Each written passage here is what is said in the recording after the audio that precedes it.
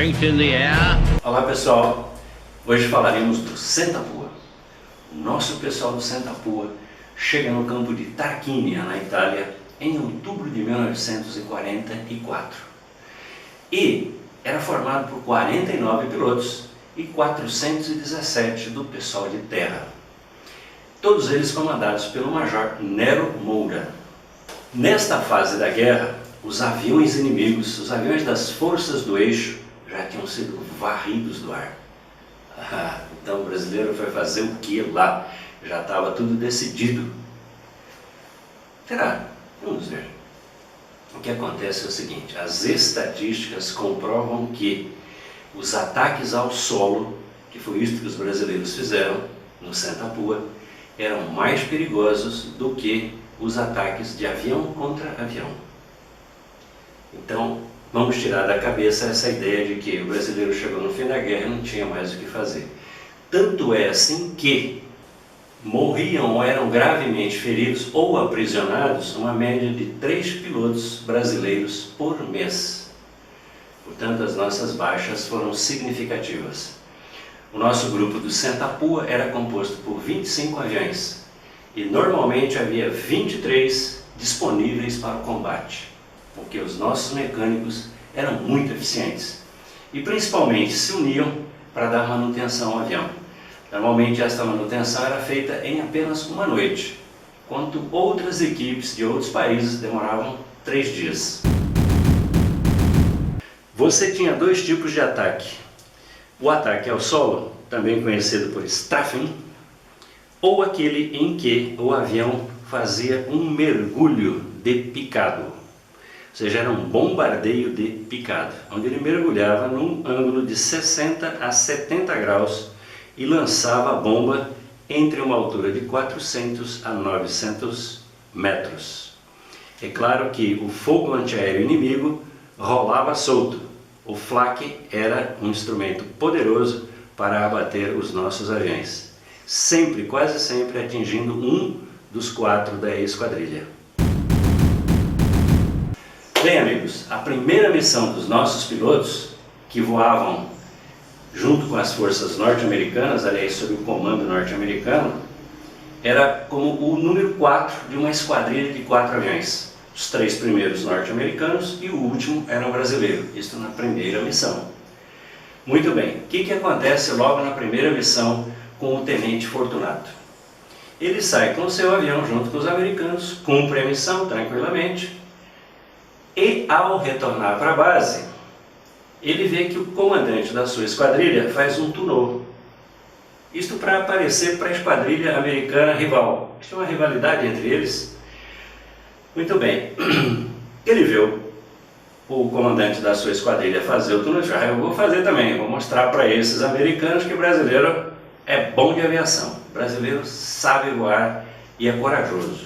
Muito bem, o primeiro fez, o segundo fez, quando foi o terceiro não conseguiu, não teve tempo, já tinha passado do ponto de fazer o tunô. E ele, por sua vez, também não fez, prosseguiu normal. Ficou triste porque não tinha conseguido mostrar que o brasileiro era bom de voo. Muito bem. Voltam para suas bases, aterrissam, né? E ele então começa a desligar todos os equipamentos do seu avião. Desliga, tira os fones de ouvido, vai desabotoar o cinto, desafivelar o cinto e percebe que seu cinto estava solto. O pai do moço, o Tenente Fortunato, entra numa tremedeira, mal consegue descer do avião, pega um cigarro para ver se acalma, não consegue acertar o cigarro na boca, porque lógico, se ele tivesse feito o tunô, ele tinha despencado do próprio avião e provado que o brasileiro não era bom de voo.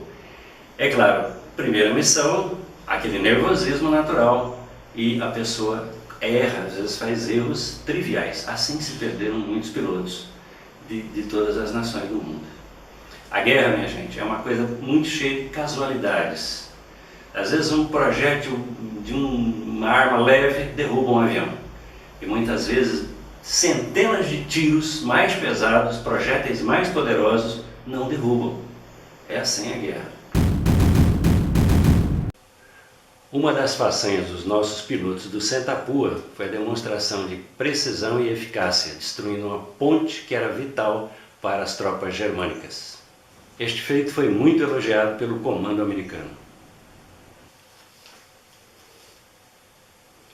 Uma missão importantíssima de apoio às tropas de terra e dos nossos bravos pracinhas da FEB foi o ataque a Monte Castelo, utilizando bombas incendiárias.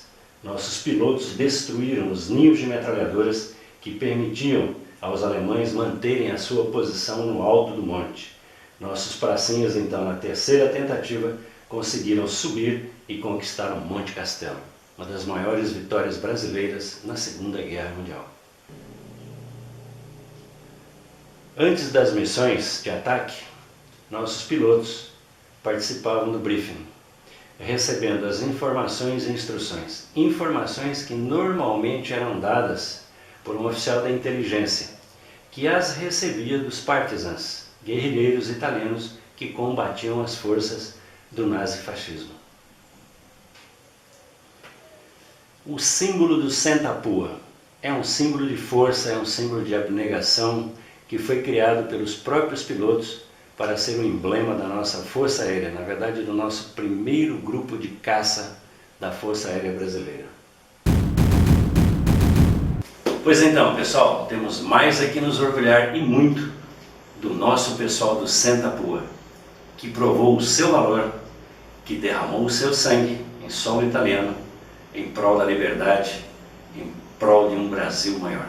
Na sua 100ª e última missão, o comandante Torres recebe a seguinte notícia pelo rádio do seu avião: a guerra acabou. Retornem às suas bases. A guerra acabou. Diz ele, naquele momento, sentiu o cabelo arrepiar. Um aglomerado emocional indescritível. De modo que eu sempre digo, esta foi a missão que mais me comoveu. Foi a última missão em que, inclusive, não ataquei ninguém. E a guerra acabou e a gente sabia que não ia perder mais companheiro nenhum. Abraço a todos.